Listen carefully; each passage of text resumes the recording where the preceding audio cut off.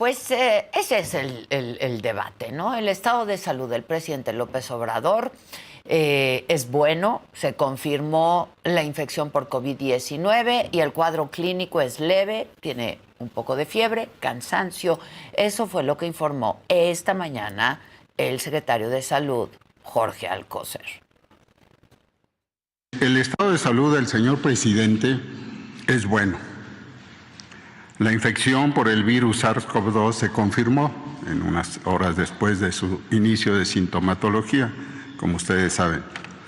De acuerdo al comportamiento de este virus al cabo de 3 años de su actividad, durante la cual tomó varios caminos de infección este virus, el cuadro clínico de las afecciones actuales es leve, con síntomas de inflamación de las vías respiratorias altas, es decir, del tracto respiratorio de la nariz, de la garganta, y desde luego con fiebre y cansancio.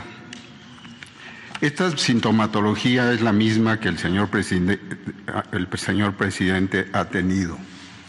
Con la toma de paracetamol, de líquidos, descanso, ha mejorado. Ustedes conocen que el señor presidente tiene el antecedente de haber sufrido un infarto al corazón. La evaluación actual en este tema es de normalidad. De hecho, hasta su función de la tensión arterial se ha controlado más hacia la baja, pero es porque no está haciendo acciones con toda la población, que son una acción dinámica que elevan tanto la presión arterial. Por lo tanto, también la tensión arterial está controlada y en buena situación. Preciso con ustedes que el resto de sus estudios que se han realizado, incluyendo un examen minucioso del tórax, están normales. Por ello, en unos días será dado de alta. Bueno, y esta misma mañana al secretario de Gobernación, Adán Augusto López, le preguntaron si el presidente tenía algún otro padecimiento y si saldría en las próximas horas en un mensaje, como lo ha hecho en las ocasiones anteriores que ha resultado ser contagiado e infectado por COVID-19, y esto fue lo que respondió Adán Augusto López.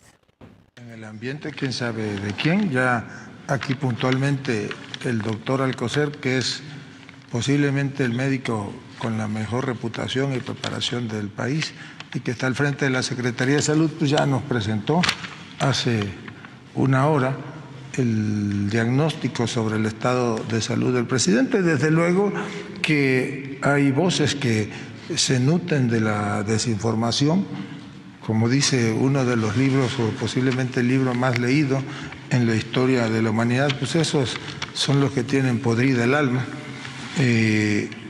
No hay nada que ocultar, hemos dicho desde el primer momento cuál es la situación y que el presidente se está recuperando. Ya el doctor Alcocer detalló incluso el medicamento, entiendo que le está siendo suministrado y está en reposo, en plena recuperación, y seguramente una vez que resulte negativo el análisis, pues ya estará presente aquí.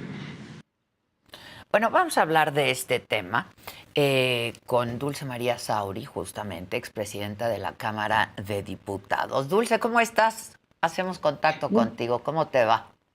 Muy buenos días, Adela. Desde Mérida, un saludo muy afectuoso. Desde Mérida, que es tu tierra. ¿Cómo estás? ¿Bien? Bien, acalorada, intensas las temperaturas y tempranas, por cierto. ¿Ah, sí? Desde muy temprano hay mucho calor. Hay mucho calor que era generalmente asociado al mes de mayo. Ahora se nos adelantó. El calentamiento global, al que muchos no quieren prestarle atención. Dulce, comentaba con el auditorio que tú presentaste en el 2019 una iniciativa para que pues, se diera cada año un informe sobre el estado de salud del presidente de la República y de sus secretarios, de su gabinete. Y bueno, pues no prosperó. ¿Por qué es importante, Dulce? Se hace en otros países, sin duda, ¿no? Te hago un antecedente, Adela. En 2005, cuando era senadora, presenté esa misma iniciativa que tiene que ver, como bien señalabas al inicio de este bloque, con el derecho a la información de las personas, de las y los ciudadanos, para saber que el presidente de la República tiene un estado de salud que le permite desempeñar plenamente sus funciones. Esa es una parte del derecho. El otro derecho es el del presidente de la República o quien ocupe la presidencia de la República a la protección de sus datos personales, datos que indudablemente la parte de salud pues es una de las más relevantes. Hay dos derechos, pero en este caso, siendo una figura pública, la persona titular del Ejecutivo Federal, bueno, ese se vuelve o prevalece el interés público. Yo lo que pretendí en 2005 y reiteré en 2019 es que en la Ley de Transparencia y Acceso a la Información se establezca la posibilidad de una ciudadana o un ciudadano solicitar información sobre la salud de la persona presidenta de la República. Ese es lo que busqué establecer, como un derecho de la ciudadanía. Ahora, en otras partes del mundo, como bien señalas, muy significativamente en los Estados Unidos, cada cierto tiempo está obligada la oficina del presidente de la República a dar un informe resultado del examen que le realizan en instalaciones médicas oficiales al presidente. Esto se hace rutinariamente. Ahora, puede haber casos excepcionales, como puede haber sido el momento en que se enfermó de COVID el presidente, me refiero al presidente Biden. Entonces hay un parte especial sobre la enfermedad del presidente. Lo mismo sucedió con su antecesor, con el presidente Trump. Ajá. En el caso de México, como dice el refrán, la burra no era arisca, la hicieron. O sea, nos enteramos por las filtraciones de Guacamaya que lo que platicaron o lo que informaron o dijeron en ocasión de la enfermedad de esta angioplastía que le hicieron al presidente de la República no fue nada programado de forma rutinaria, sino producto de un evento sorpresivo. De un episodio, sí. No pasa nada, Adela. Quien esté en la presidencia es un ser humano que puede enfermarse como cualquiera de nosotros, tal vez con mucho mayor riesgo. Yo veo al presidente López Obrador estando en medio de multitudes, con jornadas exhaustivas, y él está en un riesgo permanente de contagiar cualquier virus, bacteria, etcétera, por esa actividad tan intensa que desarrolla. Que se enferme es normal. Sí. Deseable que no suceda, pero normal. Entonces, si tuviéramos previsiones en la legislación, primero de informar rutinariamente, una vez al año, 2 veces al año, decirle a la sociedad en forma respetuosa el estado de salud del presidente. Y 2, tener un protocolo en el caso de que suceda una eventualidad, una enfermedad sorpresiva como este tercer contagio de COVID. Estaríamos bien informados, ¿verdad? Y no tendríamos que ser como Santo Tomás. Ahora que oía la pregunta respecto al video en que el presidente de alguna manera nos acostumbró en sus anteriores episodios de salud, estaba yo pensando, yo soy como Santo Tomás. Ver, entonces creer. Exacto. A pregunta a la que no respondió del todo el secretario de Gobernación, no dijo si habría o no habría un video, como en las ocasiones anteriores en las que el presidente resultó contagiado por el COVID-19. Ahora, es un derecho sin duda la privacidad, ¿no? Pero está esto por encima de lo que representa la salud del Ejecutivo en un país donde habemos más de 100 millones de personas. Es decir, pues es de interés público, ¿no? El estado de salud e incluso seguridad nacional, ¿no? El estado de salud de la persona que ocupe la presidencia de la República de México es un asunto de interés público. es el mismo o la misma disyuntiva que hay en materia de protección de datos personales sobre las finanzas de las y los servidores públicos, Adela. O sea, yo tengo derecho como persona a mantener, vamos a decir, la secrecía de mi información financiera mientras yo no cometa ningún tipo de delitos. Pero si soy servidora pública, funcionaria, obligada por la ley a rendir cuentas, yo tengo la obligación de transparentar todas mis finanzas, mi patrimonio. Sí, sí. Eso Ahí, está por encima del derecho a la privacidad, ¿no? De tus datos. absolutamente. Sí. Esa es la misma disyuntiva que nos tenemos que plantear y resolver en el caso de la salud, no solo del presidente López Obrador, No de quien ocupe. sino de quienes vayan a sucederlo. Sí. Así es. Ahora, Dulce, tú estás en Mérida, el episodio ocurre en Mérida, ¿no? Y lo primero que supimos de lo que ocurrió en Mérida por el diario de Yucatán fue que el presidente había tenido un desvanecimiento, que tuvo que ser trasladado de emergencia. ¿Qué se dice ahí, Dulce? Porque el diario de Yucatán... Sí, el diario de Yucatán es un periódico que tiene muchos años, justamente fue fundado en 1925, y es un periódico que ha acreditado sobradamente su seriedad, su prudencia periodística, es decir, no es propenso a publicar información que no haya corroborado. Bueno, como bien conoces tú que eres una persona estrechamente vinculada al medio, ¿no? Entonces, el diario de Yucatán publicó esa información.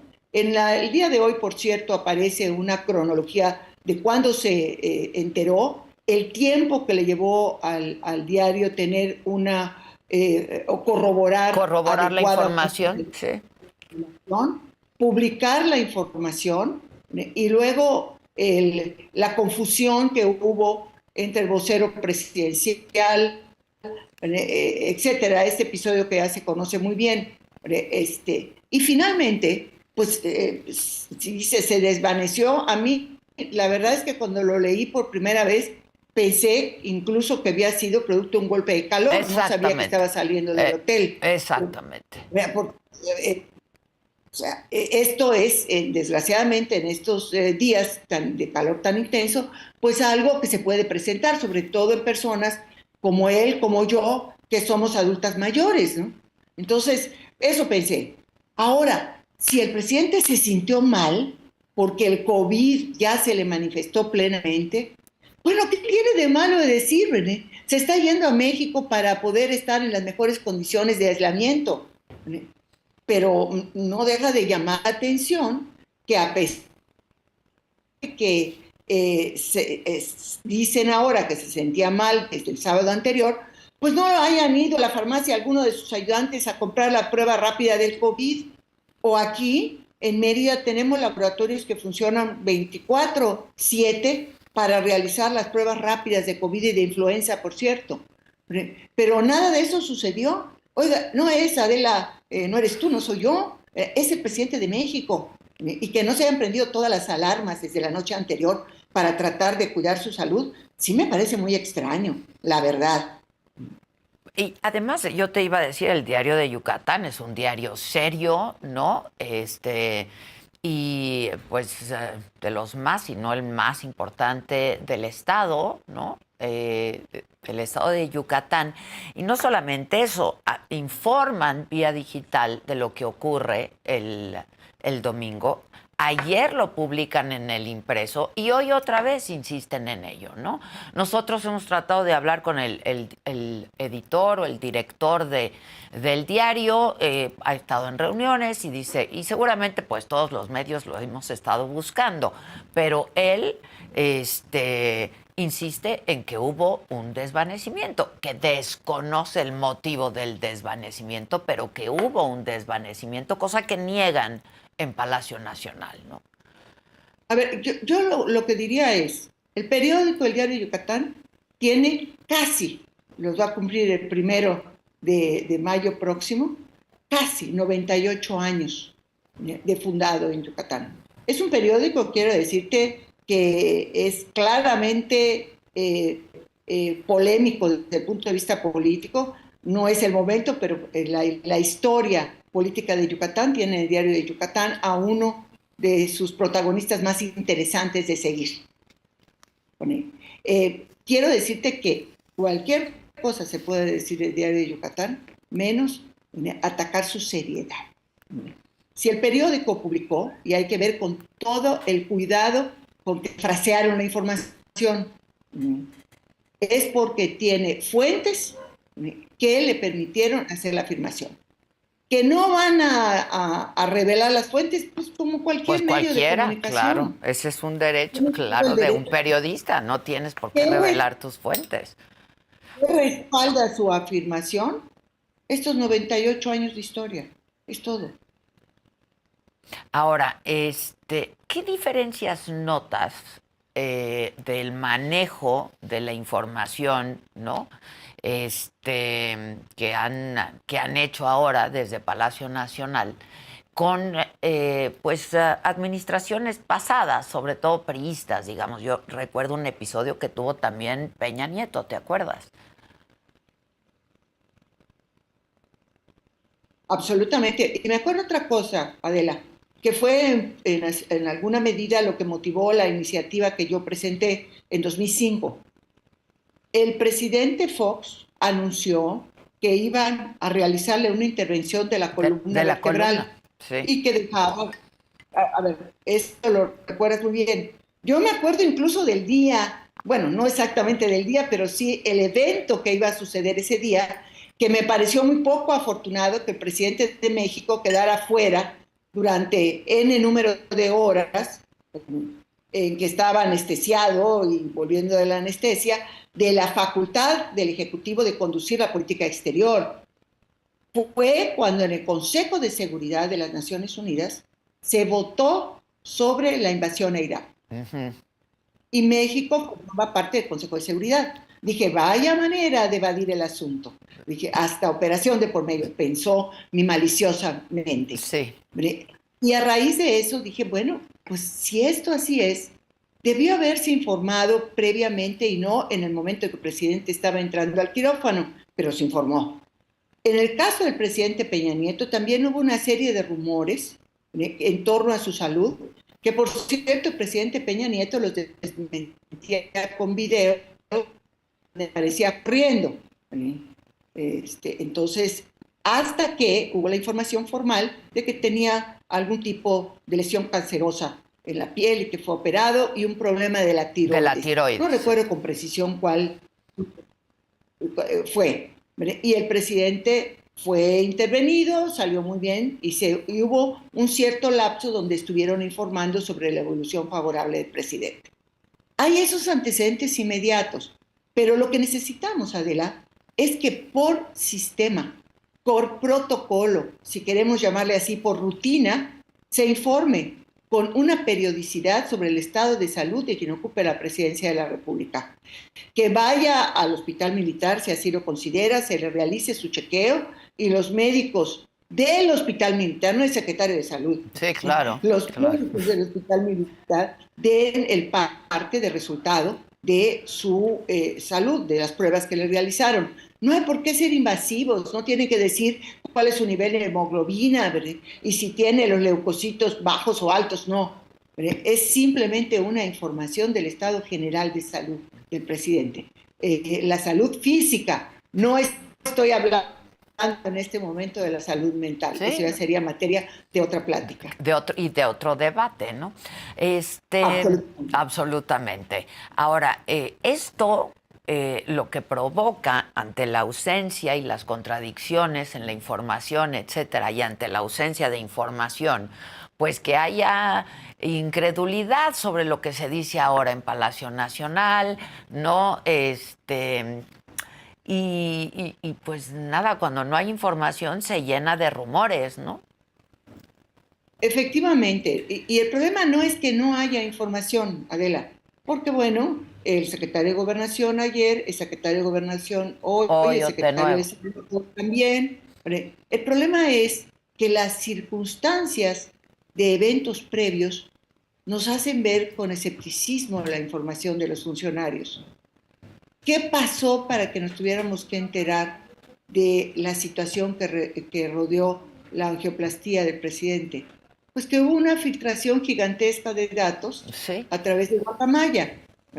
Entonces ahora, por eso decía yo que esta burra no fue arisca, Que la los volvió a hicieran, hicieron. claro. Sí, sí, sí, claro. Oye, Dulce, Entonces creo ahora, que tenemos derecho al escepticismo.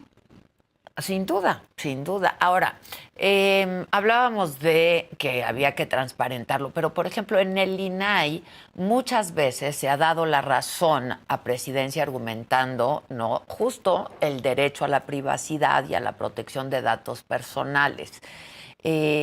¿Cómo ves esas resoluciones? Que son correctas, Adela, porque no hay en la ley nada que obligue a entregar la información. Ya.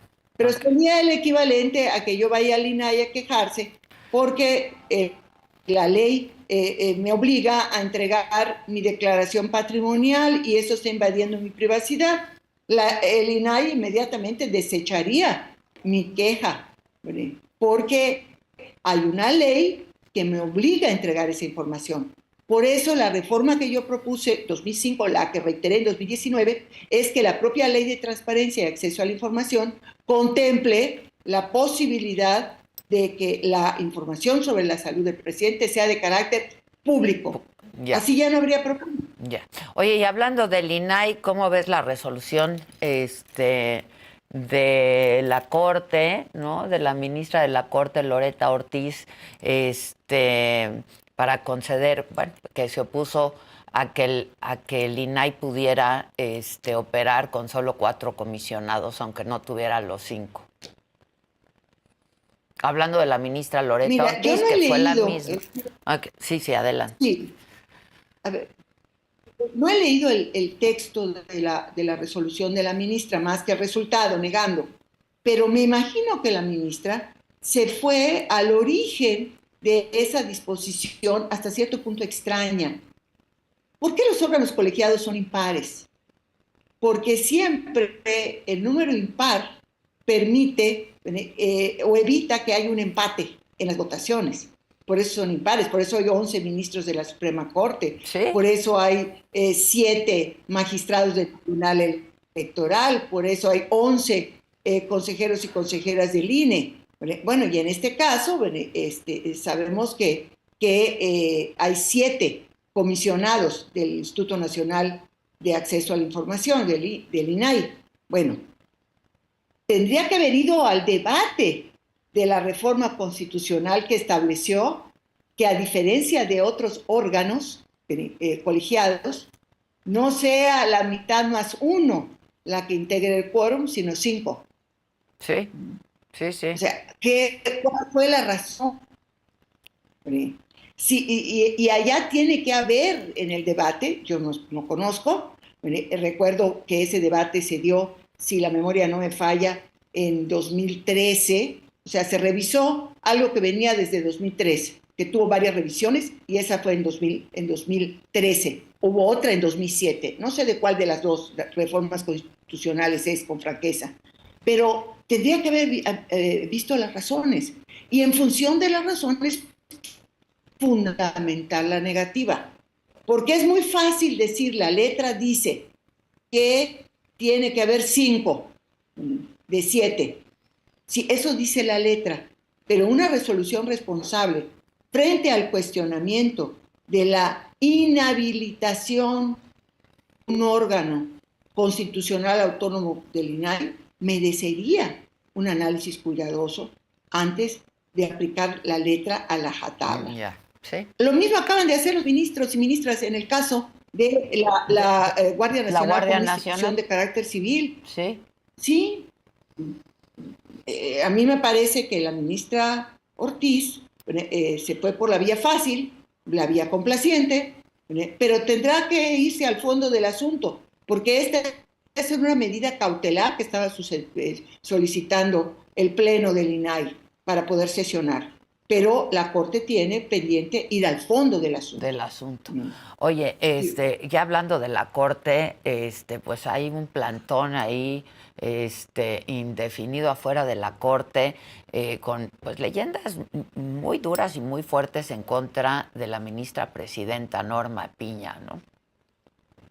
Es muy lamentable. Muy lamentable. Lo lamento tanto como lamentaba cuando se bloqueaba la Cámara de Diputados o se bloqueaba el Senado y se trataba de evitar que se realizara la función legislativa. Y en este caso, yo creo que es muchísimo más serio, más grave que estos acontecimientos que en algún momento se han dado por discrepancias, por presiones de distintos grupos. Es ir contra el poder, que tiene el poder de atemperar a los otros poderes, es decir, al Ejecutivo y al Legislativo. Entonces, cuestionar a la Suprema Corte de Justicia como órgano colegiado, garante de nuestro régimen de derecho, garante de la aplicación de la Constitución, es verdaderamente grave. Ahora, también en estos tiempos turbulentos, yo estoy segura que la Corte sabrá convivir con un plantón afuera de sus instalaciones. Pues no hay de otra. Ayer y vengo solicitó de legislativo donde los plantones pues eran parte o formaban parte o forman parte de la vida cotidiana. Del cotidiano, sí, sí. Y bueno, pues tienen derecho a expresarse, así sea en los términos en que lo están haciendo, no cabe duda alguna, y hay que respetar ese derecho. Yo quiero decirte que como gobernadora yo trabajé incluso con plantones de personas encadenadas a los pilares de la entrada de Palacio, pero así eran las cosas. O sea, hay que seguir adelante y realizar las funciones y respetar a quienes se manifiestan. Pues sí, hacer la chamba. Y bueno, finalmente, y regresando al tema que nos ocupa y por el que esta mañana te busqué, pues sí, esperando que el presidente esté bien de salud, de verdad, que pronto salga y deseando que pues mande un mensaje por video como lo hizo en ocasiones anteriores, ¿no? Para que no haya... Sí, yo espero que muy pronto lo pueda hacer, ¿no? Muy, muy pronto. Apenas pasen los efectos de las calenturas que seguramente sí, seguramente no se siente del todo bien, ¿no? Y a quienes nos ha dado COVID sabemos que el dolor de cabeza es intenso. Sí. Y el cansancio y el agotamiento, etcétera. Sí, pues, así es. Pero yo estoy segura que muy pronto va a salir el video, de acuerdo a la información que han estado dando los medios oficiales. Y tienes toda la razón, se debiera dar un debate serio porque yo coincido, la salud de quien ocupa el Ejecutivo en este país, como en cualquier otro país, es de interés público, ¿no? Sin duda. Así es, y tenemos las herramientas legales para poder establecer la obligación de informar en un marco de respeto a la persona. Así es. Te mando un abrazo hasta esa ciudad blanca bellísima en la que estás. Hasta luego, nos vemos. Gracias, Adela. gracias Dulce María Sauri. Ella pues fue presidenta de la Cámara de Diputados, ha ocupado muchísimos cargos, fue gobernadora de su estado, en fin, y sí, la verdad es que el diario Yucatán es un diario muy serio, muy prudente, y pues ha estado insistiendo en que lo que publicaron en primera instancia ocurrió, que fue un desvanecimiento, que puede ser producto del COVID, nadie está diciendo que no, simplemente, pues, ¿por qué negarlo en principio? Eso es todo. Vamos a cambiar de tono y les quiero informar que esta noche se va a poner buena Saga Live, 7 en punto de la noche, por este mismo canal.